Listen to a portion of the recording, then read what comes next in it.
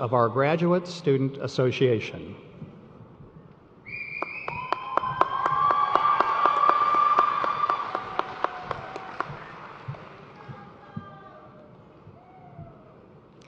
Assalamu alaikum, meaning peace be upon you all. I was born in a beautiful city in Palestine. It is for this moment and this accomplishment that my parents decided to come here and build a life here. So to my mother and father, I'd like to begin by extending my deepest gratitude for their dedication, sacrifices, and love that were cornerstone to my success, as well as my brothers and sisters who have always been there for me. I am not alone in this gratitude. Every single one of you in the audience has sacrificed for a graduate here or contributed to their success in ways that we will never forget. So thank you all. Now, it is essential to understand and acknowledge the unique journey that has brought us all to this moment in our time here. In our time here, we have witnessed profound challenges and injustices that have shaken our world like never before. We witnessed and are still witnessing an unprecedented amount of loss of innocent life in Palestine. Over the last 7 months, at least 40,000 human beings have been killed by the state of Israel. These people were not only innocent Muslims, but innocent Christians and innocent Jews as well. These people were civilians, a majority of them children. We have witnessed the demolition of one of the oldest churches in the world, of mosques, of universities, and even of designated safe zones by the United Nations. Although today is a day of accomplishments and happiness, this is a difficult reality that we must acknowledge as we proceed to the next chapter of our lives. Why, you may ask? Because we, the people, are funding these horrors with our tax dollars. Every single one of you will continue into your professional lives and be impacted by this. Consider the following. The fact that teachers who quite literally shape our future are paid less than a full-time and than an average full-time employee, or that 1.2 million veterans who put their lives on the line for this country, that they live below the poverty line, or that our top health insurance companies made nearly $69 billion in profits the same year that 68,000 Americans died due to a lack of access to health care. We are the generation that must address these issues at home. We must ask why we have sent around $320 billion in foreign aid to a state convicted of war crimes, countless violations of international law, and who are on trial for genocide, while Americans are dying due to lack of access to health care?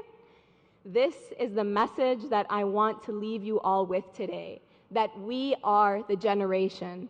A testimony to that statement is the thousands of beautiful, brave students, faculty, and administrators who are camping outside of universities demanding for a better use of our funds. If there are any of you here who feel as though you cannot relate or are uninterested in what I have said thus far, I would challenge you to consider this. Growing up, we learned about the atrocities of the Holocaust, the horrors of slavery, and we wondered, how on earth did these things happen? Well, there is a popular phrase that the only thing necessary for the triumph of evil is for good men to do nothing.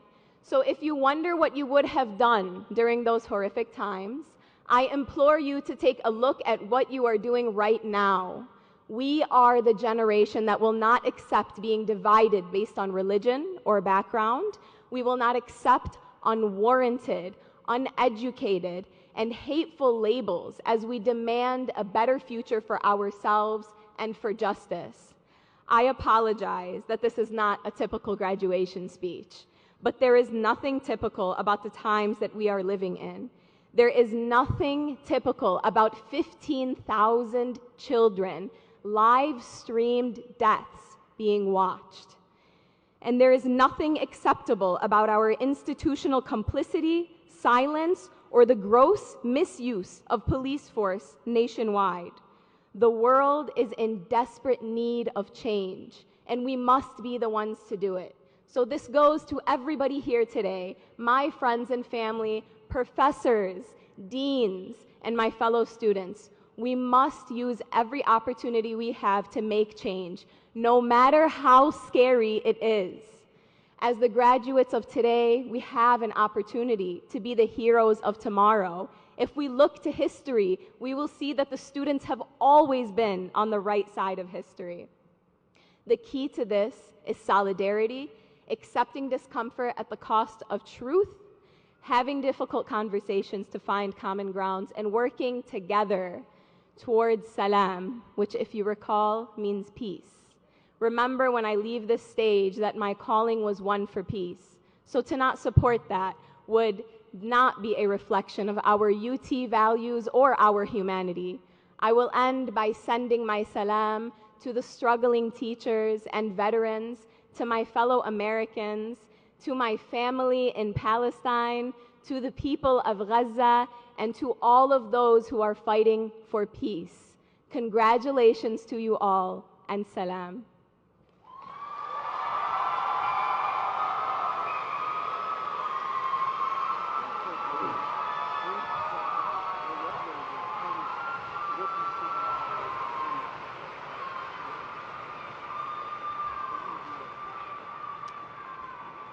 As stated earlier in the program, invited speakers are sharing their personal views and do not represent the views or values of the University of Toledo.